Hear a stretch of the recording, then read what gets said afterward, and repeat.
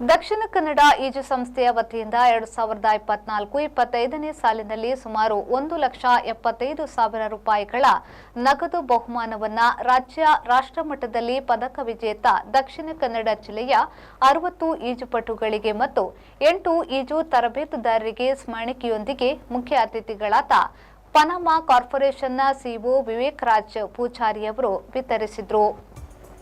ವಾರ್ಷಿಕ ಸಭೆಯಲ್ಲಿ ಅಧ್ಯಕ್ಷರಾದ ಯತೀಶ್ ಬೈಕಂಪಾಡಿ ಪ್ರಸ್ತಾಪಿಸಿ ಕಾರ್ಯದರ್ಶಿಯಾದ ಮಹೇಶ್ ಕೆ ವರದಿಯನ್ನ ವಾಚಿಸಿದರು.